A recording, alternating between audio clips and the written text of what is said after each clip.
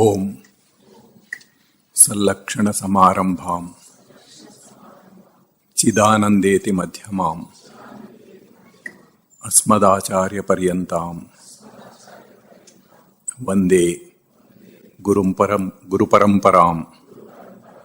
ఓం శ్రీ గురుదేవాయ నమః.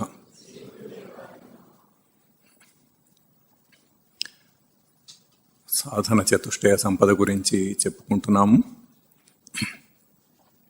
ముందుగా నిత్యానిత్య వస్తు వివేకము, ఏది నిత్యము ఏది అనిత్యము, ఏది శాశ్వతము ఏది అశాశ్వతము అన్నది ప్రతి పదార్థానికి, ప్రతి అభౌతికమైన విషయాలకు కూడా విచారణ చేసి చూసుకున్నాము. ఆ తర్వాత ఇహాముత్ర ఫలభోగ విరాగము అంటే వైరాగ్యం, డిస్పాషన్, వివేకము డిస్క్రిమినేషన్, వైరాగ్యం డిస్పాషన్. ఆ తర్వాత శమాది షట్క సంపత్తి, శమము, దమము, ఉపరతి, తితిక్ష, శ్రద్ధ, సమాధానము అనే 6 అంశములతో కూడిన సంపద అన్నారు. దాన్ని డిసిప్లిన్స్ అంటారు. దాంట్లో మొదటిది శమము అంటే అంతరింద్రియ నిగ్రహం, ముఖ్యంగా మనోనిగ్రహం. దాని గురించి చాలా విస్తారంగా చెప్పుకున్నాము. దాదాపుగా 2.5 ప్రవచనాలు 3 ప్రవచనాలు. మనస్సును ఎట్లా కంట్రోల్ చేయాలి, అది ఎందుకు ముఖ్యం అనేది, ముఖ్యంగా విషయ వాసనల ఆధారంగా వస్తున్నది కనుక విషయ వాసనలను కంట్రోల్ చేయాలన్నది చెప్పుకున్నాము. దానికి ఉపయోగపడేవి పతంజలి మహర్షి రచించిన యోగ సూత్రాలలో కొన్ని యోగ సూత్రాలు తీసుకొని చిత్తవృత్తులను నిరోధించటానికి ఎట్లయితే చెప్పారో ఉపాయాలు, వాటిని మనస్సును మనం నిగ్రహించటానికి కూడా అవే ఉపాయాలని వాడుకొని చేయవచ్చని అన్వయం చేసుకొని చెప్పుకున్నాము. తర్వాత మనకు తెలియకుండానే మనకు అడ్డు వచ్చే కొన్ని, ముఖ్యంగా ఆహారం, ఇంకా కొన్ని వ్యసనాలు, వాటి గురించి చెప్పుకున్నాము. ఏ ఏ ఆహార పదార్థాలకు ఎటువంటి గుణములు ఉంటాయని, ఆ ఆహార పదార్థం తీసుకుంటే ఆ గుణములు మనల్ని లోపల ప్రేరేపణ చేస్తూ ఉంటాయని చెప్పుకున్నాము. ఆ తర్వాత వండేవారి ప్రవృత్తి, వంట చేసేటప్పుడు వాళ్ళ మనోభావాలు, అవి కూడా ముఖ్యంగా చూసుకోవాలని చెప్పుకున్నాము. ఇంకా కొన్ని వ్యసనముల గురించి చెప్పుకొని, వ్యసనములు మాత్రం ఎట్టి పరిస్థితుల్లో సాధకులకు ఉండకూడదు. నిజ సాధకులు వ్యసనాలు ఉంటే ఇంకా వాళ్ళు అసలు ఆత్మతత్వం గురించి ఆలోచించనే లేరు, ఆలోచించాల్సిన అవసరం కూడా లేదు.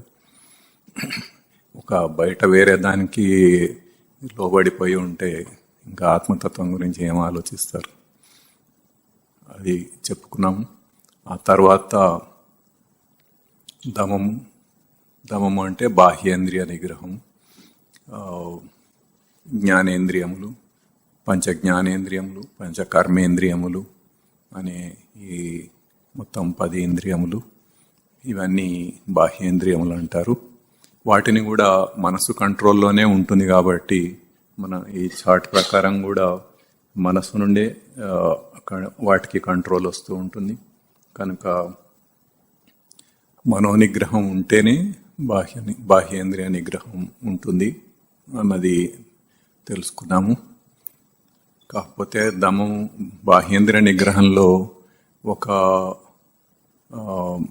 విషయం ఏంటంటే, అవి మన బాహ్యమైన ఇంద్రియాలను, అంటే ఇప్పుడు కర్మేంద్రియాలను కదిలిస్తున్నారు అనుకోండి, వాటిని కదిలించినప్పుడు ఆ కదలికలలో మనకి ప్రవృత్తి, గుణములు తెలుస్తూ ఉంటాయి.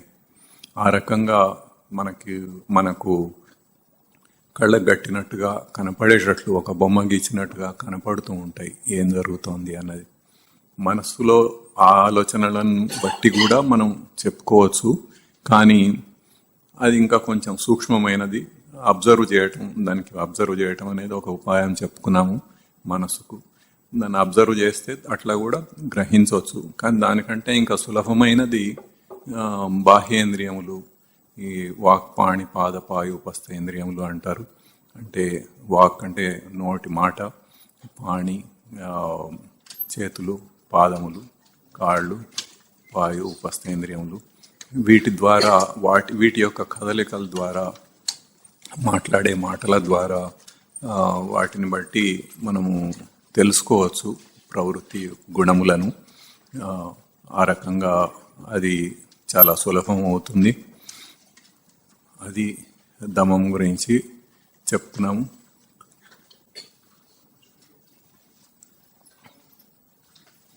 దమం గురించి చెప్పుకున్నాము. ఆ తర్వాత వచ్చేది ఉపరతి. ఉపరతి అంటే ఆత్మతత్వం నందు దృఢమైన కోరిక. ఆత్మతత్వం నందు దృఢమైన కోరిక అంటే తన నిజస్వరూపం ఏదైతే ఉన్నదో, సచ్చిదానంద స్మృతి, కాన్షియస్నెస్ అని చెప్పుకున్నాము, దాని యందు దృఢమైన కోరిక. ఇక్కడ వేయకపోయారు. దాని యందు దృఢమైన కోరిక, దాన్ని ఉపరతి అని అంటారు.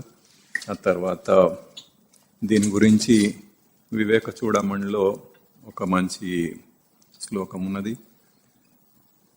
బాహ్య అనాలంబనం వృత్తే ఏష ఉపరతిరుత్తమా అన్నది.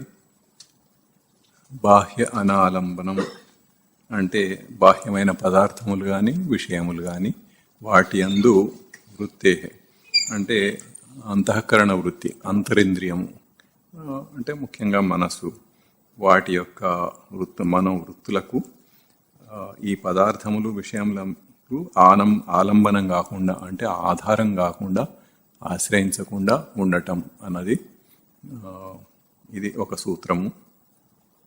అంటే బాహ్యమైన వాటికి, బాహ్యమైన పదార్థాలు కానీ విషయములు కానీ ఆధారం కాకుండా ఉండటం అంటే అది బాహ్య దృష్టి కాకుండా అంతర్దృష్టి ఉండాలి అని చెప్తున్నది. ఇంకొకటి అపరోక్షానుభూతిలో కూడా ఒక సూత్రం ఉన్నది. విషయేభ్య పరావృత్తి పరమోపరతిర్హి సా అంటే విషయముల నుండి వెనుకకు తిరగటం. విషయములు అంటే ఎక్కడ ఉంటాయి? బయట ఉంటాయి. బయట ఉండే వాటిని విషయములు అంటాం మనం. బయటి వాటి నుండి వెనుకకు తిరగటం అంటే వాటి నుండి లోపలికి మరలటం, అంటే బాహ్య దృష్టి నుండి అంతర్దృష్టికి మరలటం.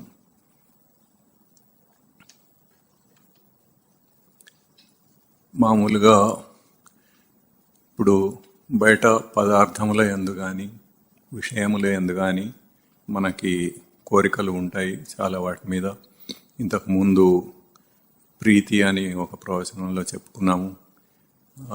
బయట అనేకమైన పదార్థాలు అది బాగుంది, ఇది బాగుంది అని అనుకుంటూ ఉండటం. ఆహార పదార్థాలు కానీ, బట్టలు కానీ, వస్త్రాలు కానీ, ఇంకా వేరే వస్తువులు కానీ, అనేకమైన వాటికి దాన్ని చూచి అది బాగుంది అని అనుకోవటం, అది బాగుంది అని అన్న తర్వాత అది నాకు కావాలి అన్నది ఆటోమేటిక్గా వచ్చేస్తుంది. నెక్స్ట్ కోరిక, ఆ కోరిక కలుగుతూ ఉంటుంది. ఈ రకంగా జరుగుతూ ఉంటుందని దాన్ని విచారణ చేసుకున్నాము. అయితే అది బాగుండటం అనేది ఎక్కడుంది? ఆ పదార్థంలో ఉందా, నాలో ఉందా? పదార్థంలో అయితే ఒకటి మనకు బాగుంది అంటే అదే పదార్థం అందరికీ బాగుండాలి. కానీ అందరికీ బాగుండటం లేదు. మనం ఏదైనా ఒక తిండి వస్తువు తీసుకుంటే అది ఒక్కొక్కళ్ళకి ఒకటి రుచికరంగా ఉంటుంది, బాగుంటుంది. ఒకే పదార్థం అందరికీ రుచిగా ఉండదు, అందరికీ బాగుండదు. అంటే అక్కడ ఆ పదార్థంలో బాగుండటం అనే లక్షణం అక్కడ లేదు. బాగుండటం అనే లక్షణం తనలో ఉంది. తనలో అంటే తన ప్రవృత్తిని బట్టి, తన గుణములను బట్టి, తన విషయ వాసనలను బట్టి అది డిసైడ్ అవుతోంది తప్ప బయట పదార్థంలో అది లేదు. అట్లాగే ఒక వస్త్రం కానీ, ఏదన్నా ఒక డ్రెస్ ఏదో అది బాగుంది అని అంటాడు. అది బాగుంది అంటే తన ఆ, ఆ బాగుంది అన్న లక్షణం ఆ బట్టలో లేదు. అది ఉంటే అందరికీ అదే వస్త్రం, అదే డ్రెస్ బాగుండాలి. కానీ అందరికీ అట్లా బాగుండటం లేదు. కొంత ఒకళ్ళకి నచ్చింది, ఇంకొకళ్ళకి నచ్చదు. అంటే దాంట్లో లేదు. అట్లాగే ఇంకా అనేక విషయాల్లో ఏ వస్తువు చూసినా కానీ కొన్ని వస్తువులు కొందరికి నచ్చుతాయి, కొన్ని వస్తువులు ఇంకొకళ్ళకి నచ్చవు. అంటే ఆ వస్తువులో, ఆ పదార్థంలో ఏవి కూడా అట్లా బాగుండటం అనేది లేదు. ఆ, ఇంకా ఒకే పదార్థం నిరంతరం బాగుండటం, అంటే ఎల్లప్పుడూ బాగుండటం అనేది ఆ, అది కూడా జరగదు. అది మొదట్లో అదేదో కొత్తది బాగుంది అని అనుకున్నాము, కోరిక కలిగింది, కొనుక్కొచ్చుకున్నాడు, పెట్టుకున్నాడు. 4 రోజులకి అది మొహం మొత్తేస్తుంది, ఇంకా దాని వైపు చూడటం మానేస్తాడు. అది ఎక్కడో ఆ మూలకి వెళ్ళిపోతుంది, చివరికి అది గుర్తుపట్టలేకుండా ఎక్కడికో వెళ్ళిపోతుంది. అట్లా అనేక వస్తువుల్లో మనం మన నిత్య జీవితంలో మనం చూస్తూనే ఉన్నాం అట్లా జరుగుతూ ఉండటం. అటువంటివి ఆ, అంటే ఒక వస్తువు బాగుంది అని అన్నా కానీ అది నిరంతరం బాగుండటం లేదు. వేరే ఆత్మతత్వం, తన నిజస్వరూపం, సచ్చిదానంద స్మృతి కాన్షియస్నెస్ అనేది దానికి బాగా లేకపోవటం అనేది ఉండనే ఉండదు. అది ఎప్పుడూ బాగానే ఉంటుంది. అది నిరంతరం బాగానే ఉంటుంది. ఆ రకంగా చూస్తే మనకు ఆ, ఈ విషయములందు ఏవైతే కోరికలు ఉన్నాయో అవన్నీ మనం తప్పుగా అన్వయం చేసుకున్నవే తప్ప నిజానికి అక్కడ ఏమీ లేదు అన్నది అర్థమవుతోంది. అదంతా తన ప్రవృత్తి విషయవాసనలు ఆడుతున్న ఆటలే కానీ నిజంగా అక్కడ ఆ పదార్థంలో ఏమీ లేదు. ఉన్నది ఆత్మతత్వంలోనే. అందుకని దాన్ని ఆత్మతత్వానికి మరలించుకోవటం, అట్లా మరలించుకుంటే ఆ, అప్పుడు ఆత్మతత్వం నందు దృఢమైన కోరిక అనేది అట్లా జనరేట్ అవుతుంది. ముఖ్యంగా ఇంతకుముందు ఏదైతే మనం మనసును శుద్ధి చేసుకోవటం అనేది చూసుకున్నామో, మనసు శుద్ధి చేసుకున్న తర్వాత నెమ్మదిగా ఈ కోరిక డెవలప్, ఈ ఆత్మతత్వం నందు కోరిక అనేది డెవలప్ అవటం మొదలవుతుంది. అంతకుముందు ఈ అనేకమైన అడ్డంకుల వల్ల దాని యందు కోరిక అంత ఉన్నా కానీ అది దృఢంగా ఉండదు. ఎప్పుడైతే మనం దానికి అడ్డంకులన్నీ తొలగించుకున్నామో, దాన్ని ఎట్లా అభ్యాసం చేయాలో చూసుకున్న తర్వాత అవి ఆచరణలో పెట్టి నిజంగా అభ్యాసం చేస్తే అప్పుడు క్రమేపీ ఆ కోరిక అనేది దృఢమవుతుంది ఆత్మతత్వం నందు.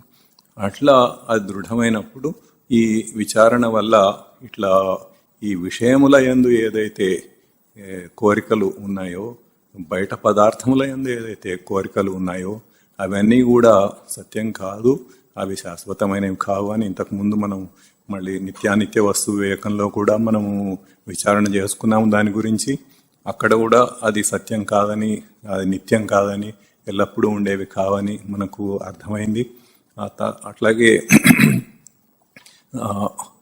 అవి శాశ్వతం కావు, ఆ కోరిక ఎప్పుడు ఉండేది కాదు, అసలు అది ఉండటం అన్నదే తప్పు, అది కేవలం విషయవాసనలే అన్నది అర్థమైన తర్వాత ఇప్పుడు ఈ సాధన చేసి మనము ఎప్పుడైతే ఈ అడ్డంకులన్నీ తొలగించుకున్నామో, వ్యసనాలు తొలగించుకోవటం, ఆహార పదార్థాలలో ఉండే గుణములు లేకుండా మనం ఆహారాన్ని తీసుకోవటం అనేది, ఇవన్నీ చేస్తూ ఉంటే క్రమక్రమంగా అది ఇంప్రూవ్ అవుతూ వస్తూ ఉంటుంది.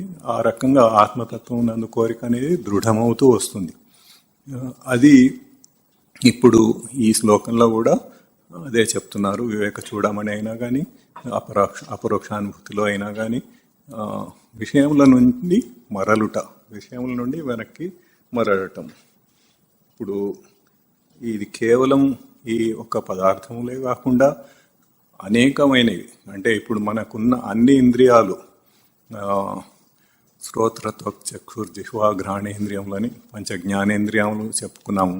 శ్రోత్రం అంటే చెవి, ఏదో ఒక మ్యూజిక్ ఏదో చాలా ఇష్టం, ఒక పాట చాలా ఇష్టం, అట్లా ఒక్కొక్కళ్ళకి ఒక్కొక్కటి నచ్చుతుంది, అది మళ్ళీ అందరికీ ఒకటే ఉండదు. అట్లా దాని అందు ఉండేది ఆ ప్రీతి అనేది. త్వక్ అంటే స్పర్శ, చర్మం స్పర్శ. ఆ స్పర్శ గురించి అట్లా ఒక్కొక్కళ్ళకి ఒక్కొక్కలాగా ఉంటుంది. చక్షు అంటే దృష్టి, కళ్ళు. కళ్ళు అంటే దృష్టి. మనకి ఒక్కొక్క అనేకమైన దృశ్యాలు కనపడుతూ ఉంటాయి. అవన్నీ బయట విషయాలు. వాటన్ని ఆ దృశ్యాలలో మనకి కొంతమందికి కొన్ని నచ్చుతాయి, కొంతమందికి కొన్ని నచ్చవు. అట్లా ఆ రకంగా ఇంకా అనేకమైన వాటిల్లో అన్ని జ్ఞానేంద్రియాలకు సంబంధించినవన్నీ కూడా, ఇంకా రసనేంద్రియం అంటే చెప్పనే అవసరం లేదు. అది రుచి. రుచి అంటే ఇక అసలు మన జీవితంలో సగం ఆ రుచికే వెళ్ళిపోతూ ఉంటుంది. ప్రతి వాళ్ళకి అది కావాలి, ఇది కావాలి, అది తినాలి, ఇది తినాలి, దాన్ని ఇంకా ఎన్నో రకాలుగా వండుకొని తినాలి, ఎంతో రుచికరంగా చేయాలి, ఆ హోటల్లో తినాలి, ఈ హోటల్లో తినాలి, ఇట్లా ఎన్నో వస్తూ ఉంటాయి. మనం గత ప్రవచనంలో కూడా కొంత చెప్పుకున్నాము. అది ఏది మనం ఏది తిన్నా కానీ దాంట్లో ఉండే సారం మనకు కావాల్సింది కార్బోహైడ్రేట్స్, ప్రోటీన్స్, వైటమిన్స్, మినరల్స్, ఇంకా ఏదో కొన్ని అమినో యాసిడ్స్ అట్లాంటివి ఏదో ఉంటాయి కొన్ని చిన్న చిన్నవి. అవే దేహానికి అవసరం. కానీ మనం ఈ రుచి రుచి అనుకొని తిరిగాడేవన్నీ కూడా దేహానికి ఏం అవసరం లేదు. అవన్నీ ఏం లేకపోయినా కానీ చక్కగా ఆరోగ్యంగా బతకొచ్చు ఇవి ఉన్నవి తింటే.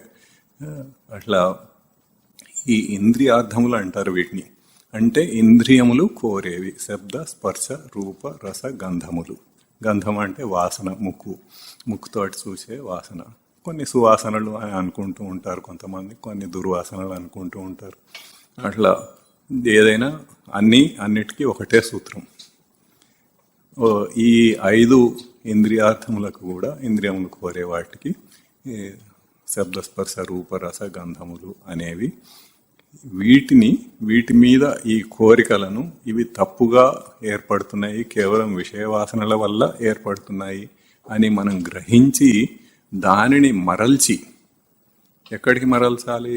ఆత్మతత్వమునందు కోరికగా మార్చుకోవాలి. అది ఆ సూత్రం చెప్తున్నది. బాహ్యమైన పదార్థముల మీద ఆధారంగా ఉండకుండా, బాహ్యమైన విషయములను కూడా ఆధారంగా ఉండకుండా, ఇంకా బాహ్యమైన వాటిని వెనక్కు మరల్చుట. వెనక్కి మరల్చటం అంటే ఎక్కడికి వెళ్తాము? మన లోపలికి. మనం మొట్టమొదటి ప్రవచనంలో చెప్పుకున్నాము. ఇవన్నీ ఇప్పుడు చెప్పినవి ఇవన్నీ కూడా బాహ్య దృష్టిలో కొన్ని చెప్పుకున్నాము. అక్కడి నుంచి ఈ కింద నుంచి ఇవి మెదడు ద్వారా మనసు, బుద్ధి, చిత్తం, అహంకారం, తెలివి సవరణ, సచ్చిదానంద స్మృతి, సచ్చిదానందములు. ఇది లోపలికి వెళ్ళటం అంటే. మనం మామూలుగా సచ్చిదానంద స్మృతి కాన్షియస్నెస్ గురించి చెప్పుకుంటున్నాము. ఎందుకంటే అదే ఆత్మస్వరూపము, దాన్ని తన నిజస్వరూపము అది. కనుక అంటే దేహధారిగా ఉన్నంత కాలం అంతకంటే ఇంకా పై స్థితికి వెళ్ళలేడు. అది దేహం విడిచిన తర్వాతనే ఇంకా ఆ కేవలమైన లక్షణాలకు వెళ్ళగలగటం అనేది జరుగుతుంది. కనుక అంతవరకే చెప్పుకుంటున్నాము. అది తన నిజస్వరూపం కాబట్టి ఈ దేహం ధరించి ఉన్నంత కాలం. దేహం విడిచిన తర్వాత ఇంకా హయ్యర్ లెవెల్స్కి వెళ్ళే అవకాశం ఉంటుంది. అది వేరే సంగతి, తర్వాత చూద్దాం దాని గురించి. ప్రస్తుతం మనం ఉన్న స్థితికి అవన్నీ అవసరం లేదు. కనుక మన నిజస్వరూపం ఏంటి? సచ్చిదానంద స్మృతి, కాన్షియస్నెస్. సో అది ఆత్మతత్వం. అదే ఆత్మ అంటే కూడా అదే ఆత్మతత్వం నందు దృఢమైన కోరిక మనకి దృఢంగా కావాలి. ఇప్పుడు ఈ 2 సూత్రాల్లో కూడా ఏం చెప్తున్నారంటే బాహ్య దృష్టి నుండి అంతర్దృష్టికి మరలాలి అనేది. బయట నుంచి వచ్చే వాటిని లోపలికి మరలాలి. ఈ అంతర్దృష్టి అంటే ఏంటి? అది ఇప్పుడు ఇవి చెప్పుకున్నాము సీరియల్గా. ఇది లోపలికి చూస్తే ఇవన్నీ ఉంటాయి అంతర్దృష్టిగా. అట్లా దీని గురించి ఇంతకుముందు మనం మొట్టమొదటి ప్రవచనంలో బాహ్య దృష్టి గురించి కొన్ని ఉదాహరణలు చెప్పుకున్నాము, ఎగ్జాంపుల్స్. ఆ తర్వాత మధ్యలో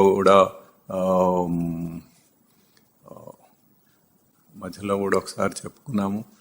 ఈ వచ్చినప్పుడు సచ్చైతన్య ప్రకాశ నివాస విచారణ జ్ఞాన ఆనంద లక్షణములను తప్పుగా అన్వయించుకొని ఎట్లా వాటికి ఉనికినిచ్చి అదే నేను అన్నట్టుగా ఎట్లా చేస్తున్నాడు అన్నది ఒకసారి చెప్పుకున్నాము. మళ్ళీ నిత్యానిత్య వస్తు వివేకంలో కూడా కొంత చెప్పుకున్నాము. అది కొద్దిగా బ్రీఫ్గా మననం చేసుకొని ముందుకు వెళ్దాం.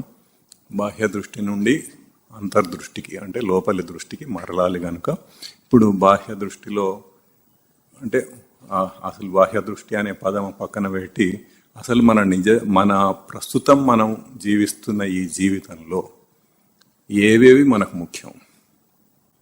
సామాన్యంగా అందరూ కూడా ధనం, డబ్బు ముఖ్యం అని అనుకుంటూ ఉంటారు.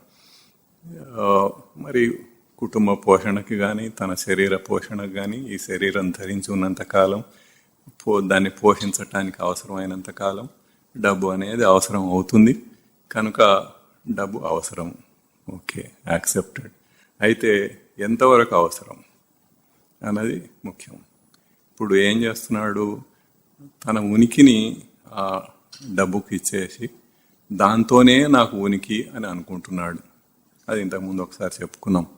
అంటే అదే ఆ ఉండటం అన్న లక్షణం, దాన్ని చైతన్యవంతం చేసుకోవటం, ఆ ఉండటం అనే లక్షణాన్ని ధనానికి ఇచ్చి దాన్ని చైతన్యవంతం చేసుకోవటం అంటే ఉన్నాను అన్న అనుభూతి ఏదైతే ఉందో అది దాన్ని చైతన్యవంతం చేసుకోవటం, యాక్టివేట్ చేయటం. ఆ యాక్టివేట్ చేయటానికి ఇప్పుడు దాన్ని తప్పుగా ఈ ధనానికి ఇచ్చి ధనం ఉన్నది అని దాంతోనే నేను ఉన్నాను అని అనుకుంటున్నాడు అని దాన్ని అట్లా అన్వయం చేసుకొని ఆ రకంగా నేను అట్లా ఉన్నాను అని అనుకుంటున్నాడు. అనుకొని ఇంకా మిగతా లక్షణాలన్నీ చెప్పుకున్నాం. ప్రకాశ, నివాస, విచారణ, జ్ఞాన, ఆనంద లక్షణాలు. చివరికి సమృద్ధి మాత్రం జరగటం లేదు దానివల్ల అని చెప్పుకున్నాము. అట్లా చేస్తూ ఎప్పుడైనా డబ్బు పోయిందనుకోండి, దేంట్లోనన్నా పోతే తన ఉనికియే పోయినట్లుగా తన దుఃఖపడుతున్నాడు. డబ్బు పోతే అసలు దానికి తన ఉనికినిచ్చి ఉన్నది అని అనుకున్నాడు కాబట్టి, దాంతోనే ఉన్నానని అనుకుంటున్నాడు కాబట్టి ఎప్పుడు డబ్బు క్షీణించినా తనే క్షీణించినట్టు, తన ఉనికి క్షీణించినట్టు అట్లా బాధపడిపోతున్నాడు. అది ఇట్లా థియరటికల్గా చెప్తే అందరికీ సామాన్యంగా అర్థం అవుతుంది. అది తను క్షీణించడు, అట్లా కాదు అన్నది. తన స్వరూపం వేరు, ధనం అనేది వేరు. కానీ ప్రాక్టికల్గా మన నిజ జీవితంలో మనం ఏం చేస్తున్నాము, డబ్బు పోయిందంటే బాధపడతాం, దుఃఖపడతాం. అది మనకి థియరటికల్గా అర్థం అవుతోంది, కానీ ఆ సమయానికి ఆ భావం అట్లా వచ్చేస్తోంది. అది ఎప్పటి నుంచో మనం సెల్ఫ్ హిప్నోటైజ్ చేసుకుంటూ వస్తున్న విషయాలు ఇవన్నీ. అది మన జీవితంలో అది ఎప్పుడు జరుగుతున్నాయో ఆ క్షణంలో దాన్ని గుర్తించి దానిని తొలగించాలి. అట్లా తొలగిస్తూ వస్తే అప్పుడు మనం క్రమక్రమంగా ఈ బాహ్య దృష్టిని అంటే బాహ్యమైన విషయాలు, వాటి యందు ప్రీతి, కోరిక, వీటిని లోపలికి మరల్చటం అనేది జరుగుతుంది. అది చేయవలసింది. ఈ ఉపరతి అనే ఈ అంశం ఏదైతే ఉన్నదో అది ఆత్మతత్వం నందు దృఢమైన కోరిక. అది కావాలి అంటే బాహ్యమైన వాటన్నిటినీ లోపలికి మరల్చాలంటే మరి ఏది మనం నిజ జీవితంలో మన నిజ జీవితంలో కాదు, ప్రస్తుతం మనం ఉన్న జీవితంలో ఏవేవి ముఖ్యమైనవిగా అనుకొని వాటి కోసమే బతుకుతున్నామని అనుకొని బ్రతుకుతున్నామో వాటిని తీసుకొని వాటిలో విచారణ చేసుకొని వాటిని బయట నుండి లోపలికి మరల్చాలి. ఆ రకంగా మరల్స్తూ వస్తే అప్పుడు మనకు అర్థమవుతూ ఉంటుంది.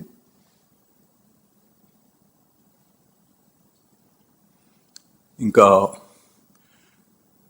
ధనం తర్వాత మనకు ఇంకొక ముఖ్యమైనది ఏంటి, మన ప్రస్తుత జీవితంలో మామూలుగా కుటుంబ సభ్యులు, బంధువులు, మిత్రులు, ఫ్రెండ్స్ అట్లా. అయితే ఇంతకుముందు మనం చెప్పుకున్నాము, మనం ఎట్లాగైతే మన నిజస్వరూపం సచ్చిదానంద స్మృతి అని తెలుసుకున్నామో ఒక స్థాయిలో, అట్లాగే మన కుటుంబ సభ్యులు ఎవరెవరు ఉన్నారో, భార్య, భర్త, పిల్లలు, తల్లిదండ్రులు, అత్తమామలు, ఇట్లా సొంత కుటుంబంలోని సభ్యులు. తర్వాత నెక్స్ట్ మోస్ట్ ఇంపార్టెంట్ అవే కదా, సొంత కుటుంబం. ఆ కుటుంబంలోని సభ్యులు వాళ్ళందరూ కూడా సచ్చిదానంద స్మృతియే. నేను సచ్చిదానంద స్మృతి అయినప్పుడు వాళ్ళు కూడా సచ్చిదానంద స్మృతియే కదా. వాళ్ళ నిజస్వరూపం అదే కదా. బయటికి వాళ్లకు తెలియక వేరేలాగా అనుకుంటూ ఉండవచ్చు. ఏదో నామరూపాలను పట్టుకొని ఇది నా పేరు, ఇది నా రూపం అని అనుకొని దాన్ని పట్టుకొని జీవిస్తూ ఉండవచ్చు కాక. కానీ నిజానికి వాళ్ళు వాళ్ళు సచ్చిదానంద స్మృతి స్వరూపులే, కాన్షియస్నెస్ స్వరూపులే వాళ్ళందరూ కూడా. ఆ విషయం గుర్తించి మనం అందరినీ ఆ విధంగా చూడగలగటం. ఇప్పుడు ఏమవుతుంది, భార్యనో భర్తనో చూసినప్పుడు ఇమీడియట్గా ఆ ఫీలింగ్ వచ్చేస్తుంది మనకు. ఎవరు ఏం చెప్పాల్సిన అవసరం లేదు, ఆటోమేటిక్గా ఆ ఫీలింగ్ వచ్చేస్తుంది. ఆ ఫీలింగ్లోనే, ఆ భావంలోనే బ్రతుకుతూ ఉంటాం. అట్లా కాకుండా లోపల భావం అది కూడా సచ్చిదానంద స్మృతి స్వరూపమే అని అనుకొని అది రావాలి. అది మనలో వస్తే అప్పుడు క్రమేపీ మార్పు అనేది వస్తుంది.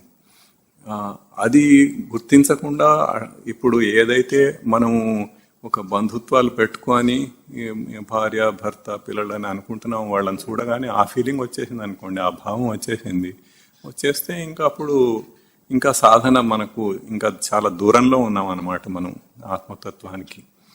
దాని నుంచి నెమ్మదిగా అందరూ అట్లాగే ఉంటారు, ప్రపంచంలో అందరూ బతుకుతున్నారు అట్లాగే. కాకపోతే మీరు ఇప్పుడు తెలుసుకుంటున్నారు కాబట్టి మీకు కొంత అర్థమవుతుంది. అర్థమైన దాన్ని ఆచరణలో పెట్టాలి.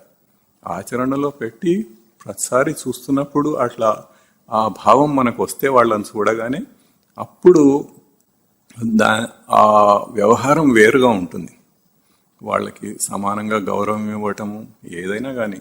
ఇప్పుడు ఇంతకుముందు ఎట్లాగైతే ఫ్యామిలీ మెంబర్స్ తోటి, కుటుంబ సభ్యులతోటి ప్రవర్తిస్తామో అవన్నీ కూడా ప్రవర్తిస్తూ ఉంటాం, మామూలుగానే ఉంటాం. ఇది లోపలి మనోభావాలు మాత్రమే.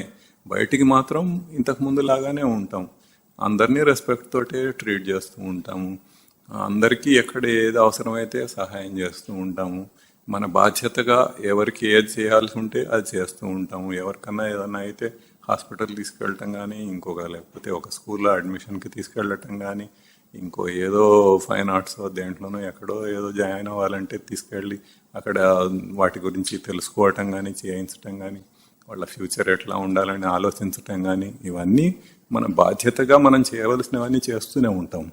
కానీ మనం తప్పుగా గుర్తించుకోవటం, వాళ్ళని తప్పుగా గుర్తించడం అనేది మాత్రం చెయ్యం. లోపల మనకు వాళ్ళందరూ కూడా సచ్చిదానంద స్మృతి స్వరూపులే అని మనకు తెలుస్తూ ఉంటుంది. తెలుస్తూ ఉండి ఇంతకుముందు చేసినవన్నీ కూడా మనం చేస్తూ ఉంటాము. అఫ్కోర్స్ తప్పులేమీ చేయము, వాళ్ళను వ్యసనాల బారిన కాకుండా ఆపుతాము, అట్లాంటివి చేస్తూ ఉంటాం. అది మామూలుగా లౌకిక జీవితంలో ఉన్న వాళ్ళు కూడా చేస్తారు. ఎవరైనా కానీ వ్యసనాల బారిన పడుతుంటే వాళ్ళు చూస్తూ ఊరుకుంటారు, ఆ కుటుంబ సభ్యులు వాళ్ళు కూడా ఆపుతారు. మనం కూడా అదే చేస్తాం. కానీ ఏదైనా కానీ లోపల మన భావం మాత్రం మారదు. అదే భావం, వాళ్ళందరూ కూడా కాన్షియస్నెస్ స్వరూపులే అన్న భావంతో మనం వ్యవహారం చేస్తూ ఉంటాం. పిల్లలు కానీ, ఇంకా తల్లిదండ్రులు కానీ, అత్తమామలు కానీ, సొంత కుటుంబంలో ఎవరెవరైతే ఉన్నారో మనకు చాలా క్లోజ్ ఉన్న వాళ్ళు ఎవరినైనా కానీ అదే భావంతో అట్లా చూస్తూ ఉంటాము, అట్లా వ్యవహారం చేస్తూ ఉంటాము. అట్లాగే ఆ తర్వాత ఇంకా నెక్స్ట్ బంధువులు, మిత్రులు. బంధువులు అంటే మనం మామూలుగా ఏదో వాళ్ళ ఇంట్లో ఫంక్షన్స్ అవి అవుతుంటాయి, మనం వెళ్తుంటాం, వస్తుంటాం, మాట్లాడుతూ ఉంటాం, కాలక్షేపం చేస్తూ ఉంటాం. వాళ్ళందరినీ కూడా మనం అదే దృష్టితో చూడటం మొదలు పెడతాం. ఇప్పుడు సొంత కుటుంబ సభ్యులకైతే కొంత చొరవ తీసుకొని మనం చక్కగా వాళ్ళకు బోధ చేసి, వాళ్ళ నిజస్వరూపం ఏంటో వాళ్ళకు కూడా తెలిసేటట్లుగా చేసి, వాళ్ళు కూడా మనలాగానే సాధన చేసేటట్లు అట్లా చేయటానికి మనం తగిన అవకాశం ఇవ్వటం, ప్రోత్సాహం ఇవ్వటం, వాళ్ళ చేత చేయించటం లాంటివి మనం చేస్తాము. మొత్తం కుటుంబం అంతా కలిసి సాధన చేస్తే చాలా సులభం అవుతుందని కూడా ఇంతకుముందు చాలాసార్లు చెప్పుకున్నాము. ఇంకా బయట వాళ్ళకు కూడా బోధ చేయొచ్చు, తప్పేమీ కాదు. ఎంత క్లోజ్గా ఉంటే అంత ఈజీగా చేయవచ్చు. అట్లా ఇతర బంధువులు ఎవరైనా కానీ వాళ్ళు అందరూ మనవాళ్ళు అని అనుకుంటూ ఉంటాం కాబట్టి వాళ్ళ ఇళ్లలో ఏ ఫంక్షన్స్ జరిగినా దేనికైనా కానీ మనం వెళ్తూ ఉంటాం, వాళ్ళు వస్తూ ఉంటారు, ఎన్నో చేస్తూ ఉంటారు. అట్లాగే మిత్రులు, ఫ్రెండ్స్, వాళ్ళతోటి కూడా క్లోజ్గా ఏదో మాట్లాడుతూ ఉంటాము, తిరుగుతూ ఉంటాము. వాళ్ళని కూడా అట్లాగే చూడాలి. మనము లౌకికంగా ఏవైతే భావాలు ఏర్పరచుకున్నామో వాటిని దృష్టిలో పెట్టుకోకుండా లోపల సచ్చిదానంద స్మృతియే వాళ్ళు కూడా అన్న దృష్టితోటి వాళ్ళని కూడా అట్లాగే చూస్తూ ఉండాలి. చూస్తూ ఉంటే అప్పుడు ఈ బాహ్య దృష్టిలో నుండి అంతర్దృష్టిలోకి మరలుతామన్నమాట. ఈ వాళ్ళందరికీ బంధుత్వాలు, ఈయన బావ, ఈయన మరిది, ఈయన మామ, ఈయన అల్లుడు, ఇట్లా మనం అన్నీ ఏవైతే బంధుత్వాలు పెట్టుకొని ఆ దృష్టితో చూస్తున్నామో ఆ దృష్టితో చూడకుండా నిజంగా వాళ్ళ స్వరూపం ఏంటి, నిజంగా వాళ్ళ స్వరూపం సచ్చిదానంద స్మృతి కాన్షియస్నెస్.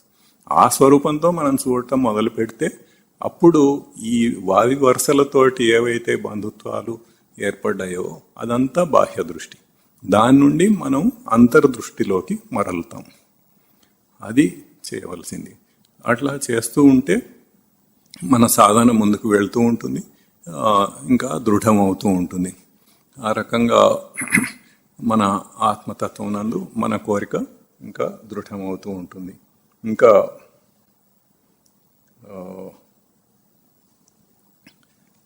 కొన్ని మొదటి రోజు మనం మొట్టమొదటి ప్రవచనంలో కొన్ని విషయాలు చెప్పుకున్నాము. మహత్వాకాంక్ష అనేది ఒకటి.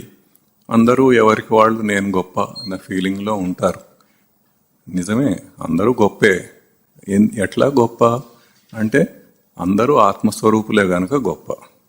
అంతేగాని ఒక దగ్గర డబ్బులు ఉన్నాయనో ఇంకోటి ఉందనో గొప్ప కాదు. అది అవన్నీ శాశ్వతమైనవి కావు, అవి ఎల్లప్పుడూ ఉండేవి కావు, అది ఎప్పుడైనా పోయేవి. కనుక ఆ రకంగా గొప్ప కాదు. ఏదో ఒక హోదా ఉందనో లేకపోతే ఇంకేదో ఉందనో అవి కాదు గొప్పతనాలు. లేకపోతే ఏదో చాలా హై లెవెల్లో చదివాడనో, మాస్టర్స్ చేశాడనో, పిహెచ్డి చేశాడనో, రీసెర్చ్ చేస్తున్నాడనో దానివల్ల గొప్పతనం కాదు. గొప్పతనం అనేది వాళ్ళందరూ కూడా సచ్చిదానంద స్మృతి స్వరూపులే గనక వాళ్ళు గొప్ప. ఆ రకంగా అయితే దాన్ని ఇందాక ఏదైతే మనం డబ్బుకి తప్పుగా అన్వయం చేసుకొని తన ఉనికినిచ్చి దాంతోనే నా ఉనికి అని అనుకుంటున్నాడో, ఇట్లా తన నిజస్వరూపం వల్ల గొప్ప అయిన వాడు ఆ గొప్పతనాన్ని తీసుకెళ్లి బయటి వాటిలో పెట్టి ఏదో గొప్పగా చదువుకున్నాడని అది ఆ రకంగా గొప్ప అనుకొని దానికి ఉనికినిచ్చి అదే నేను నా ఐడెంటిటీ అదే అన్నట్లుగా దాంతోటే నా ఉనికి అన్నట్లుగా భావించి ఇంకా చేస్తూ పోతూ జీవిస్తూ ఉండటం అనేది జరిగితే అప్పుడు ఏమవుతుంది, ఏదో ఒక విషయంలో అవతల వాడు అవమానించటమో ఏదో జరుగుతుంది, తక్కువ చేసి మాట్లాడటము. మనం ఎంత గొప్పగా చదువుకున్నా కానీ కొన్ని విషయాలు మనకు తెలియకపోవచ్చు, ఇంకెవడో చెప్తే అప్పుడు మనకు అవమానంగా తోస్తుంది. అది అప్పుడు బాధపడతాడు. అవన్నీ జరగవు. తన ఉనికినే కోల్పోతున్న ఫీలింగ్ వచ్చేస్తుంది, తన గొప్పతనం పోతున్న ఫీలింగ్ వస్తుంది. అట్లా కాకుండా తన నిజస్వరూపం వల్ల గొప్ప అని తెలుసుకొని అట్లా జీవిస్తూ ఉంటే ఈ అవాంతరాలన్నీ ఉండవు. ఇప్పుడు గొప్ప అంటే మనం మామూలుగా మనం ఆఫీస్లో చూసుకున్నాం అనుకోండి, ఏదో చాలా హై లెవెల్ ఒక ఎండీనో డైరెక్టరో గొప్ప అని అనుకుంటాం. లేకపోతే ఇంకా ఒక డిపార్ట్మెంట్ హెడ్, ఇంకొకటి సెక్షన్ హెడ్, ఏదో వాళ్ళందరూ కూడా గొప్ప అని అనుకుంటాం. అయితే అందరికంటే లోయెస్ట్ కూడా ఒక హెల్పర్ లెవెల్ పర్సన్ కూడా అతను కూడా తనకు తాను గొప్ప అని అనుకుంటాడు లోపల. అనుకొని తన పరిధిలో ఎంతవరకు అయితే తను ఇన్ఫ్లుయెన్స్ చేయగలడో, తన ఇంట్లో తను ఒక ఎర్నింగ్ మెంబర్ కాబట్టి డబ్బు సంపాదించి వాళ్ళని పోషిస్తున్నాడు కాబట్టి నేను గొప్ప అని ఫీల్ అవుతాడు. ఆ ఫీలింగ్ లోపల ఉంటుంది. ఈ పెద్ద పొజిషన్స్లో ఉన్నవాళ్ళు చాలా సులభంగా ఆ మాయలో పడిపోతారు. కాకపోతే తక్కువ పొజిషన్స్లో ఉన్నవాళ్ళు అంత సులభంగా మాయలో పడరు, కానీ వాళ్ళకు కూడా ఆ ఫీలింగ్ ఉంటుంది. తన పరిధిలో తను గొప్ప అని అనుకుంటూ ఉంటాడు. ఎవరికైనా ఇదే వర్తిస్తుంది. అక్కడ తన నిజస్వరూపాన్ని తెలుసుకుంటే ఈ గొప్పతనం తన ఆత్మస్వరూపాన్నే కానీ ఈ బయటి వాటి వల్ల కాదు అన్నది అర్థమవుతుంది. అట్లాగే ఇంకా స్టేటస్ అని చెప్పుకున్నాము. ఏదో ఒక పెద్ద ఇల్లు ఉండి ఓ పెద్ద కారు ఉండి ఆస్తిపాస్తులు అట్లా కూడబెట్టుకోవటము, ఇందాక చెప్పుకున్నట్టుగా మళ్ళీ చదువులో ఏదో ఒక హై లెవెల్లో ఉండటము, ఒక పెద్ద సైంటిస్ట్ అనో ఇంకొకటనో ఓ పెద్ద డాక్టర్ అనో ఓ పెద్ద లాయర్ అనో, ఇవన్నీ కూడా ఒక స్టేటస్ అని అనుకుంటూ ఉంటాం. అట్లా అనుకుంటున్న వాళ్ళందరూ కూడా ఏదో హై లెవెల్స్లో తిరుగుతూ ఉంటారు, హై లెవెల్ సర్కిల్స్లో తిరుగుతూ ఉంటారు. అంతే తప్ప ఇంకా లో లెవెల్ వాళ్ళతో మాట్లాడితే కొంత అవమానంగా కూడా భావించే వాళ్ళు ఉంటారు. సరే, ఎవరి ప్రవృత్తి ఎంత ఉంటే దాన్ని బట్టి వాళ్ళు అట్లా బిహేవ్ చేస్తూ ఉంటారు. కానీ అది శాశ్వతం కాదని మనం తెలుసుకున్నాము. దానికి మనం ఉనికినిచ్చి ఆ స్టేటస్ తోటే నేను బతుకుతున్నా అన్న ఫీలింగ్ ఇంటర్నల్గా ఉంటుంది. ఉండి తను వ్యవహారం చేసే విషయాలలో, మాట్లాడే పద్ధతిలో, ఎవరితో ఎట్లా మాట్లాడతాడు అనే దాన్ని బట్టి, ఇంట్లో ఒక పని వాళ్ళు ఉన్నారనుకోండి, వాళ్ళతో ఎట్లా డీల్ చేస్తాడు, అదే ఇంకొక ఏదో బాగా డబ్బున్న వాళ్ళతో ఎట్లా డీల్ చేస్తాడు, ఏంటి తేడా? ఇక్కడ ఉన్నది సచ్చిదానంద స్మృతి, అక్కడ ఉన్నది సచ్చిదానంద స్మృతి, కానీ అట్లా డీల్ చేయటం లేదు. అట్లా కాకుండా తన స్టేటస్ ఒకటి మెయింటైన్ చేస్తున్నాడు. అట్లా ఒక చిన్న లెవెల్ వాళ్ళు ఎవరన్నా ఇంటికి వచ్చారనుకోండి, వాళ్ళని వేరేలాగా చూస్తాడు. అదే హై లెవెల్ వాళ్ళు ఎవరన్నా ఓ చీఫ్ మినిస్టర్ వచ్చాడు అనుకోండి, వస్తే చీఫ్ మినిస్టర్లు ఇళ్ళకి అంత ఈజీగా రారు, కానీ హై సర్కిల్స్లో అట్లా కొంతమంది ఇళ్ళకి వెళ్తూ ఉంటారు. వెళ్ళినప్పుడు వాళ్ళు ఎట్లా బిహేవ్ చేస్తారు అది మనం ఊహించవచ్చు మొత్తం ఎట్లా ఉంటుంది అన్నది. మన ప్రవర్తనలో మన లెవెల్స్లో మనకు కూడా తెలుస్తూ ఉంటుంది. అది ఇవన్నీ కూడా తప్పు. ఎందుకంటే ఆ స్టేటస్ అనేది ఎల్లప్పుడూ ఉండదు, అది తాత్కాలికమైనది. అది ఎప్పుడైనా పోవచ్చు. మనకి వేరే ఓ బిజినెస్ చేస్తున్నాడు అనుకోండి, బిజినెస్లో లాస్ రావచ్చు. ఉద్యోగం చేస్తున్నాడు అనుకోండి, ఎప్పుడైనా ఉద్యోగం పోవచ్చు. లేకపోతే ఏదో ఒక రోగం వచ్చి హాస్పిటల్లో పడ్డాడు అనుకోండి, మొత్తం అంతా హరించుకుపోవచ్చు. ఇట్లా ఎన్నో విషయాల్లో అవి పోతూ ఉంటాయి. అప్పుడు పోయినప్పుడు ఏమవుతుంది, అంతా పోయిందని చాలా బాధపడిపోతూ ఉంటాడు. అది తన నిజస్వరూపం కాదు, అది అర్థం చేసుకోవాలి. అప్పుడు ఆ బాధ అనేది లేదు, దీనివల్ల పోయింది అన్న బాధ మనకు లేదు. అట్లాగే ఇంకా ఫ్యాషన్స్ గురించి అయితే మనం చెప్పనే అవసరం లేదు, ఇంతకుముందు ఒకసారి చెప్పుకున్నాము. ఏదో ఒక సినీ తార ఏదో చేసిందనో అది ఒక ఫ్యాషన్ అయిపోతుంది. ఇంకా ఎవరో ఒక మోడల్ ఏదో చేస్తే అదొక ఫ్యాషన్ అయిపోతుంది. ఇంకా ఇట్లా ఆ ఫ్యాషన్ ఇప్పుడు వీడు అనుసరించాలి. దాన్ని వాళ్ళు ఎక్కడ ఏది చేసేస్తూ ఉంటే అవన్నీ వీడు చేసేసేయాలి. మగవాళ్ళు పిలక పెట్టుకుంటే అదొక ఫ్యాషన్, ఆడవాళ్ళు వాళ్ళంతా కనపడేటట్టు బట్టలు వేసుకుంటే అదొక ఫ్యాషన్. ఇట్లా ఎన్నో విషయాల్లో మనం వేరే వాళ్ళని అనుకరించటం ఫ్యాషన్ అంటే అక్కడ స్పష్టంగా ఏం తెలుస్తుంది, అవతల ఎవరో ఏదో వాళ్ళు గొప్ప అని మనం అనుకుంటున్నాము, వాళ్ళు చేసింది మనం అనుకరిస్తున్నాం. ఇక్కడ అది అనుకరించటం వల్ల అది ఫ్యాషన్ అయిపోతుంది. అక్కడ వాళ్ళు ఏ సినిమాలో వాళ్ళు ఏ డ్రెస్ వేసుకుంటే ఆ డ్రెస్ మనం వేసుకోవాలి, అది వేసుకుంటే అదొక ఫ్యాషన్. సరే, అందరూ ఒక లెవెల్లో ఉండకపోవచ్చు. కొంచెం డబ్బులు ఎక్కువ ఉన్న వాళ్ళు ఎక్కువ ఫ్యాషనబుల్గా ఉంటారు. డబ్బులు తక్కువ ఉన్న వాళ్ళైనా తక్కువేం ఉండదు, కానీ ఏదో వాళ్ళ స్తోమతకి తగ్గట్లుగా ఎప్పుడు ఓ కొత్త బట్టలు కొనుక్కున్నా అట్లాంటివి కొనుక్కోవాలి, లేకపోతే ఎప్పుడు హెయిర్ కటింగ్ చేయించుకున్నా అట్లాంటి కటింగ్ చేయించుకోవాలి. అట్లా రకరకాలుగా వాళ్ళు చేస్తూ ఉంటారు. వాళ్ళకి తోచిన విధంగా వాళ్ళు ఎవరికి ఎంత పిచ్చి ఉంటే అంత పిచ్చిగా చేస్తూ ఉంటారు దాన్ని. అది ఇప్పుడు అక్కడ ఏం చేస్తున్నాడు, దానికి తన ఉనికినిచ్చి దాంతోనే తన ఉనికి అనుకొని నేను ఫ్యాషనబుల్గా ఉండాలి, ఎప్పుడు ఎవరు చూసినా ఎక్కడ చూసినా ఫ్యాషనబుల్గా ఉన్నాడు అని అందరూ అనుకోవాలి. అనుకుంటే గొప్ప. ముఖ్యంగా పని పాటలైన వాళ్ళు ఎక్కువ చేసే పని ఇట్లాంటివి ఉంటాయి. సరే, వేరే వాళ్ళు కూడా పనులు ఉన్న వాళ్ళు కూడా కొంతవరకు చేస్తూ ఉంటారు. అయితే ఆ రకంగా ఎవరికి వాళ్ళు భ్రమలో పడటమే కానీ నిజానికి అక్కడ ఏం ఉండదు, అది అందరికీ తెలుసు. వాళ్ళు ఇప్పుడు ఆ ఎదురుగా ఏదో అనుకున్న వాళ్ళు కూడా వెనక్కి తిరిగి మళ్ళీ ఏమనుకుంటారు, వాళ్ళని గురించి విమర్శిస్తూనే ఉంటారు. అది అది కూడా అందరికీ తెలుసు. మనం కూడా ఆ పని చేస్తూ ఉంటాం, వేరే వాళ్ళు కూడా చేస్తూ ఉంటారు. ఆ రకంగా అందరికీ తెలుసు అది అట్లా జరుగుతుందని. అయినా కానీ ఎక్కడికక్కడ అది ఏదో గొప్ప అనుకున్నట్టుగా అట్లా చేస్తూ ఉండటం. ఇది ఆ, ఆ, ఇప్పుడు అది ఎప్పుడైతే ఆ, తనకంటే ఇంకా ఎక్కువ ఫ్యాషనబుల్గా, లేకపోతే ఇంకా లేటెస్ట్ ఫ్యాషన్గా ఇంకెవరన్నా ఒక పార్టీకి వచ్చారనుకోండి, ఇప్పుడు వాడిని చూసి వీడు అసూయపడాలి, ఈర్ష్యపడాలి, తను తక్కువైపోయిన ఫీలింగ్ వచ్చేస్తుంది అనమాట అక్కడ. ఇవన్నీ అనవసరంగా కల్పించుకునే భావాలు, నిజానికి అవి లేవు. మనకు మనం కల్పించుకొని లేనిదే ఉన్నట్లుగా. ఇప్పుడు సింపుల్గా ఒక మామూలుగా ఒక ప్యాంట్ షర్ట్ వేసుకొని తిరుగుతున్నాడు అనుకోండి, ఏమైంది, గొప్పతనం లేకుండా ఉంటుందా? తన లోపల ఉండే తన క్యారెక్టర్ ఏదైతే ఉందో దాన్ని బట్టి గౌరవించేవాడు గౌరవిస్తారు. ఇట్లా ఏమీ తెలియని వాళ్ళు, వేరే భ్రమలో పడి, ఎక్కువ భ్రమలో పడి తిరుగుతున్న వాళ్ళు వాడు గౌరవించకపోతే గౌరవించకపోవచ్చు కాక, దానివల్ల మనకు పోయేది ఏముంది? అట్లాంటి వాళ్ళు గౌరవించకపోతే మనకేం పోతుంది? మన గొప్పతనం ఏంటో మనకు తెలుసు. ఆ రకంగా మనం నిజాన్ని గ్రహించాలి. గ్రహించి దాంతో నా ఉనికి కాదు, అది ఆ ఫ్యాషనబుల్గా ఉన్నా లేకపోయినా సింపుల్గా ఉంటే చాలామంది గౌరవంగా చూస్తారు. అది తెలుసుకోవాలి. తెలుసుకొని అట్లా ఆ బాహ్య దృష్టిలోంచి అంతర్దృష్టిలోకి మార్చుకోవాలి. ఇంకా సోషల్ నామ్స్ అని ఇంతకుముందు చెప్పుకున్నాము.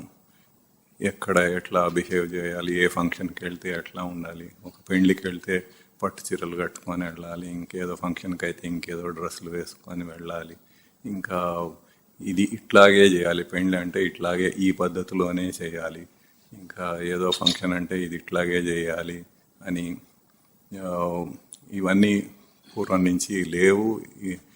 పోను పోను ఎప్పటికప్పుడు మారిపోతూనే ఉంటాయి. ఇప్పుడు ఏవైతే ఒక నామ్స్ ఇవన్నీ కూడా ఇప్పుడు ప్రస్తుతం ఉన్న పద్ధతులు అని మనం అనుకుంటున్నాము, అవన్నీ ఒక 100 సంవత్సరాల కిందట లేవు, 200 సంవత్సరాల కిందట లేవు, కానీ ఇప్పుడు ఉన్నాయి. అంటే అర్థం ఏంటి? అది ఎక్కడ ఏ శాస్త్రంలోనూ చెప్పబడలేదు. అవి మనం కల్పించుకొని మనం ఫాలో అవుతున్నవే తప్ప నిజానికి అవి అట్లా లేవు. ఇప్పుడు మన జీవితం కాలంలోనే చిన్నప్పటి నుండి ఇప్పటిదాకా ఎంత మార్పులు వస్తున్నాయో చూస్తూ ఉండండి. ఒకప్పుడు పెళ్ళి అంటే ఇంటికి వచ్చి కార్డు ఇచ్చి చేసి ఏదో కొంచెం గౌరవంగా అట్లా పిలిచేవాళ్ళు. తర్వాత ఏమైంది? ఇప్పుడంతా వాట్సాప్లోనూ దేంట్లోనూ పంపించేస్తూ ఉంటారు. ఇప్పుడు అట్లా ఇళ్ళకి వెళ్ళి ఆహ్వానించే అంత ఓపిక ఎవరికీ లేదు. అయినా కానీ మరి వాళ్ళు బంధువులు, మిత్రులు, మనం వెళ్ళాలి, కొలీగ్స్ వెళ్ళాలి కాబట్టి వెళ్తూ ఉంటాం, చేస్తూ మనం కూడా అట్లాగే చేస్తాం, వాళ్ళు కూడా అట్లాగే చేస్తారు. అంటే ఏదైతే మనం ఒక ధర్మం అని అనుకుంటున్నామో ఆ ధర్మం కాదు. అది మనం తెలుసుకోవాలి. అది అట్లా చేయకపోతే ఆక్షేపిస్తారు. ఇప్పుడు చేస్తున్న ఈ ఏదో వాట్సాప్లోనో మెయిల్లోనో ఇంకెక్కడో పిలవటం అనేది ఒకవేళ 30 సంవత్సరాల కిందటో 40 సంవత్సరాల కిందటో చేస్తే అప్పుడు అందరూ ఆక్షేపించేవాళ్ళు, నన్ను పిలవలేదు, నేను రాను అని. అట్లా అప్పుడు పద్ధతులు వేరు, ఇప్పుడు పద్ధతులు వేరు. అంటే ఏంటి? ఇవి మనం క్రియేట్ చేసుకున్నవే కానీ నిజంగా అక్కడ ఉన్నాయేం కాదు. అక్కడ ఏ శాస్త్రంలోనూ లేవు అవి. అయినా మనం క్రియేట్ చేసుకొని అదే సత్యం అన్నట్టుగా మనం బిహేవ్ చేస్తూ వస్తున్నాం. ఇదంతా కూడా బాహ్య దృష్టి. బయట విషయాలలో మనం ప్రవర్తించేటప్పుడు మనం క్రియేట్ చేసుకున్నవి, వీటితోటి ఇట్లా తనను తాను తప్పుగా గుర్తించుకొని ఈ తప్పుగా గుర్తించుకున్న దీంట్లోనే నివసిస్తూ ఉండటం అనేది మనం చేస్తున్న పని. ఇది రకంగా ఒక ఫాల్స్ ఐడెంటిఫికేషన్. తనను తాను సెల్ఫ్ హిప్నటైజ్ చేసుకొని నేను సోషల్గా బతుకుతున్నాను, మనిషి సంఘజీవి అని అనుకొని, సంఘజీవి సరే బాగానే ఉంది, కానీ ఆ సంఘానికి ఈ లేనిపోని ఆచారాలన్నీ క్రియేట్ చేసుకొని ఏదైనా ఒక శాస్త్రం నుంచి వచ్చింది అంటే దానికి ఒక విలువ ఉంటుంది. అట్లా కాకుండా వీళ్ళే ఏదో క్రియేట్ చేసుకొని ఇట్లాగే ఉండాలి, ఆఫీస్లోకి వెళ్తే ఇట్లా ప్రవర్తించాలి, గవర్నమెంట్ ఆఫీస్కి వెళ్తే ఇట్లా ప్రవర్తించాలి, ఇంకేదో చేస్తే ఇట్లా ప్రవర్తించాలి అని మనమే అన్ని ఒక రూల్స్ పెట్టేసుకొని దాని ప్రకారం మనం జీవిస్తూ ఉండటం అనేది అది ఇదంతా కూడా బాహ్య దృష్టి అన్నారు. అంటే లౌకిక దృష్టి, లోకంలో ఉన్న దృష్టి. దానికి తన నిజస్వరూపంతో సంబంధం లేదు. ఇవన్నీ మనము కల్పించుకున్నవి. సొసైటీలో, సంఘంలో ఒకళ్ళని చూసి ఒకళ్ళు అట్లా నేర్చుకొని, లేకపోతే అదేదో వాళ్ళు చేస్తే ఒకటి బాగుంది అని అనుకొని మనం కూడా అట్లాగే చేయాలి. చేస్తే అట్లా చేయటము ఇదంతా కూడా మన ప్రవృత్తి ప్రేరేపణ తప్ప ఇంకొకటి లేదు. దీనిని మనం గుర్తించి ఇప్పుడు ఏదైతే బాహ్యమైన పదార్థాలు, విషయాల నుండి వాటిని ఆధారంగా తీసుకొని బ్రతకకూడదని చెప్పారో అది ఇది. అట్లా ఆధారంగా తీసుకొని మనం ఇప్పుడు మన జీవితాలు గడుపుతున్నాం. దాన్ని మార్చుకోవాలి. అట్లాగే విషయాల నుండి మరల్చటం అన్నది ఇంకొక శ్లోకంలో చెప్పారు. అది కూడా అంతే, సేమ్ థింగ్. విషయాల నుండి మరల్చి బాహ్య దృష్టి నుండి అంతర్దృష్టికి మరల్చాలి. అంతర్దృష్టి అంటే మనం లోపలికి వెళ్తూ ఉంటే చివరికి సచ్చిదానంద స్మృతి, ఆత్మస్వరూపం, కాన్షియస్నెస్ అవే వస్తాయి. ఆ రకంగా అదే మన నిజస్వరూపం. కానీ ఇవన్నీ తప్పు అని ప్రాక్టికల్గా మనం అర్థం చేసుకోవటం. ఇట్లా ఏదో ఒక ప్రవచనంలో చెప్పినప్పుడు వింటూ ఉంటే బాగానే ఉంటుంది, అంతా నవ్వుకుంటాము, బాగుంటుంది. కానీ నిజంగా మనం బయట జీవితం గడిపేటప్పుడు, ఆచరణలోకి వచ్చినప్పుడు అప్పుడు మనకి ఈ విషయం గుర్తుకొస్తున్నదా? గుర్తుకొచ్చి మనం వేరుగా ప్రవర్తిస్తున్నామా? దానికి అంటే మనము బయట ఏం చేస్తున్నాం అన్నది కూడా ముఖ్యం కాదు నిజానికి. ఇంతకుముందు చాలాసార్లు చెప్పుకున్నాం, మొత్తం మానసికంగా చేయవలసిందే కానీ బయట ఫిజికల్గా ఏదో చేయటం అనేది కాదు. మన మనసులో ఎటువంటి భావాలు ఉంటున్నాయి, ఇటువంటి ఈవెంట్స్ ఏదన్నా జరిగినప్పుడు, ఎగ్జాంపుల్గా, ఉదాహరణగా కొన్ని చెప్పుకున్నాం మనం. ఇట్లాంటివి ఎన్నో ఉంటాయి మన జీవితంలో, మన మన ప్రస్తుత జీవితంలో, రోజు మనం చేసే వాటిలో మనం ప్రవర్తిస్తున్నప్పుడు ఇటువంటి అకేషన్స్ వచ్చినప్పుడు, ఇటువంటి విషయాలు ఎదురైనప్పుడు, పరిస్థితులు ఎదురైనప్పుడు మనం ఎట్లా ప్రవర్తిస్తున్నాము, మన మనసులో ఎటువంటి భావాలు కదులుతున్నాయి, అది ముఖ్యం. ఆ రకంగా మనసులో భావాలని శుద్ధి చేసుకోవటం, అదే ఇంతకుముందు మనం చెప్పుకున్నది శమము అని చాలా విస్తారంగా చెప్పుకున్నాం దాని గురించి. అంతరింద్రియ నిగ్రహం అని. ఆ అంతరింద్రియ నిగ్రహం అది చేస్తూ ఉంటే, ఆ మనసు అనేది స్వచ్ఛం అవుతూ ఉంటే, అప్పుడు ఈ ఆత్మతత్వం అనే కోరిక అనేది దృఢమవుతూ వస్తూ ఉంటుంది. అది మనం చేయవలసిన పని, అదే మనం చేయవలసిన సాధన. ఇది ఈ 6 డిసిప్లిన్స్ ఏవైతే ఉన్నాయో, సాధన చతుష్టయం అనేది, దాంట్లో ఇది 3వది. ఆ తర్వాత 4వది తితిక్ష అంటారు. తితిక్ష అంటే ద్వంద్వముల యందు చెదరని నిగ్రహం. ద్వంద్వములు అంటే ఏంటో తెలియాలి ముందు. ద్వంద్వములు అంటే పేర్స్ ఆఫ్ ఆపోజిట్స్ అంటారు. అంటే సుఖం, దుఃఖం, అదొక పేర్ ఆఫ్ ఆపోజిట్స్. ఇష్టం, ద్వేషం, రాగం, ద్వేషం, ఇష్టం, ద్వేషం, ఇష్టం లేకపోవటం, అదొక పేర్ ఆఫ్ ఆపోజిట్. అట్లాగే చలి, వేడి, ఇట్లా అనేకమైన ద్వంద్వాలు మనం వెతికితే అన్ని ద్వంద్వాలు కనపడతాయి మనకు. వీటన్నిటినీ కూడా ద్వంద్వములు అని అంటారు సంస్కృతంలో. ఆ ద్వంద్వముల యందు చెదరని నిగ్రహం అంటే మనం నిగ్రహించుకోవటం అనేది చెదరకుండా ఉండాలి. అది దానికి ఒక సూత్రం వివేక చూడమణిలో చెప్పారు. సహనం సర్వదుఃఖానాం అప్రతీకారపూర్వకం చింతా విలాపరహితం సా తితిక్ష నిగద్యతే. అంటే అన్ని దుఃఖములను సహించటం, అప్రతీకారపూర్వకం అంటే ప్రతిక్రియారహితమైనది. అంటే ఏదన్నా ఒకటి జరిగినప్పుడు దానికి మనం ఎట్లా రియాక్ట్ అవుతున్నాము అన్నది, అది ఆ ప్రతిక్రియ దాన్ని బట్టి అది లేనిది. ఇంకా చింతా విలాపరహితం. చింత అంటే వరి, విలాపం అంటే దుఃఖం. ఈ వరీస్ అండ్ ఈ దుఃఖము ఇవన్నీ కూడా లేకపోవటం, రహితం అన్నారు అంటే అది లేకపోవటం. అది తితిక్ష అని చెప్పబడింది. ఈ రకంగా ఇప్పుడు దీన్ని మనం ఎట్లా అన్వయం చేసుకుంటాము మన నిజ జీవితంలో. ఇప్పుడు సాధన ఎట్లా చేయాలి అనేది మనం చెప్పుకుంటూ వస్తున్నాము. సాధన చతుష్టయ సంపద అని ముందు నుంచి ఇప్పటికీ నిత్యానిత్య వస్తు వివేకం అంటే డిస్క్రిమినేషన్, తర్వాత వైరాగ్యము డిస్పాషన్ చెప్పుకున్నాము. తర్వాత మనసును ఎట్లా నిగ్రహించుకోవాలి, శమము చెప్పుకున్నాము. బాహ్యేంద్రియాలను ఎట్లా నిగ్రహించాలి. తర్వాత ఉపరతి సాధన, ఉపరతి ఆత్మతత్వం నందు దృఢమైన కోరిక, ఇంతవరకు ఇప్పుడు చెప్పుకున్నాము. ఇప్పుడు ఆ సాధన యందు దృఢమైన కోరిక అన్నది మనకి కలుగుతూ ఉంటే, అది అంటే ఏ ఒక్కటి కూడా ఒక్కసారి ఆల్ ఆఫ్ సడన్ 0 నుంచి 100%కి వెళ్ళిపోదు. మనం చేస్తూ ఉంటే సాధన చేస్తూ ఉంటే కొంత కొంత అది పెరుగుతూ ఉంటుంది. అట్లా మన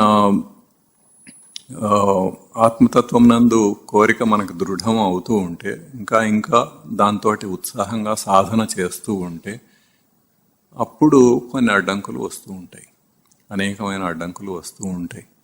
వచ్చినప్పుడు అక్కడ ఈ తితిక్ష అనేది అవసరం. అక్కడ తను చెదరకుండా ఉండటం, చెదరకుండా ఆ అడ్డంకులను అధిగమించటం. మనకు ఎంత దృఢమైన కోరిక ఉంటే ఆత్మతత్వం నందు ఉపరతి ఎంత ఎక్కువగా ఉంటే అంత బాగా మనము ఈ వచ్చే అడ్డంకులను ఎదుర్కోగలుగుతాం. మనం ఏదన్నా చేయాలంటే మన ఇంట్లో ఫ్యామిలీ మెంబర్స్ అడ్డం రావచ్చు, వేరే ఫ్రెండ్స్ అడ్డం రావచ్చు, వేరే ప్రేరేపణలు బయట నుంచి వస్తూ ఉండవచ్చు. ఇట్లా వాటన్నిటినీ కూడా అనేకమైన ఈవెంట్స్ జరుగుతూ ఉంటాయి, వాటిలో మనకి అడ్డం వస్తూ ఉంటాయి. వీటన్నిటినీ ఎట్లా నిగ్రహించుకుంటాం? మనం నిగ్రహించుకొని మన ఆ అడ్డంకులను తొలగించుకుంటూ ముందుకు వెళ్తాము. మన చేతనైనంత వరకు మనము ప్రయత్నం చేసి ఆ అడ్డంకులను తొలగించుకోవటానికి ప్రయత్నిస్తాం. కానీ కొన్ని కొన్ని విషయాల్లో ఎట్లా ఉంటుందంటే బియాండ్ అవర్ కంట్రోల్, మన చేతుల్లో లేదు, అది అట్లా ఉంది అంతే. అటువంటప్పుడు కేవలం నిగ్రహించుకోవాలి. అది ఎట్లా చేస్తాము అన్నది అటువంటి ప్రతికూల పరిస్థితుల్లో ఎట్లా మనల్ని ఓర్చుకోవటం. సహనం సర్వ దుఃఖానం అన్నారు. అన్ని దుఃఖములను ఓర్చుకోవటం. అసలు దుఃఖాలు ఎందుకు వస్తాయి? మనం ఇందాక అనేకమైన లౌకికమైన విషయాల గురించి చెప్పుకున్నాం. వాటన్నిటిని ఏదో మనల్ని మనం సెల్ఫ్ హిప్నటైజ్ చేసుకుంటూ ఇది ఇట్లా అనుకుంటున్నాము. అది అట్లా జరగకపోతే తనకు దుఃఖం వస్తుంది. ఆ దుఃఖం ఎట్లా ఆ దుఃఖం నుండి ఎట్లా సహిస్తాము? దాన్ని సహనం సర్వ దుఃఖానం అన్నారు. ఎట్లా సహిస్తామంటే మన నిజస్వరూపం ఏంటో తెలుసుకొని, అక్కడ జరుగుతున్నది నిజం కాదని, అది కేవలం క్రియేటెడ్, మనం కల్పించుకున్నదే కానీ నిజమైనది అది కాదని మనం తెలుసుకొని దాన్ని బట్టి మనం నిగ్రహించుకుంటూ వస్తూ ఉంటాం. అట్లా అన్ని దుఃఖాల నుండి కూడా నిగ్రహించుకుంటూ సహనం ఓర్పుతోటి వాటిని దాటుకుంటూ, వచ్చిన అడ్డంకులన్నింటినీ దాటుకుంటూ మనం సాధన చేస్తూ ఉంటాం. ఇప్పుడు ఉదాహరణకి ఒక ఫుట్బాల్ మ్యాచ్ అవుతుంది అనుకోండి. ఒక గంటన్నర సేపు మ్యాచ్ ఉంటుంది. ఆ గంటన్నరలో ఎంతోమంది ప్లేయర్స్ కింద పడుతూ ఉంటారు, లేస్తూ ఉంటారు, మోకాళ్ళని డోక్కుపోతూ ఉంటాయి, ఎక్కడెక్కడో దెబ్బలు తగులుతూ ఉంటాయి. అయితే అక్కడ దెబ్బ తగిలినంత మాత్రాన ఆగిపోతాడు ఆ ప్లేయర్? ఆగడు కదా. మనం చూస్తూనే ఉంటాం, రియల్గా చూడొచ్చు, లేకపోతే టీవీలో చూడొచ్చు, ఎట్లాగైనా కానీ ఆ పడుతూ లేస్తూ అట్లాగే ఇప్పుడు ఆ టైంలో కంప్లీట్ చేసేయాలి ఆ గేమ్. దాన్ని గెలవాలి, యూ హ్యావ్ టు విన్ అన్నట్టుగా ఎంత దృఢ సంకల్పంతో దాన్ని చేస్తూ పోతాడు, ఎంత దృఢ సంకల్పంతో చేస్తూ పోతాడు.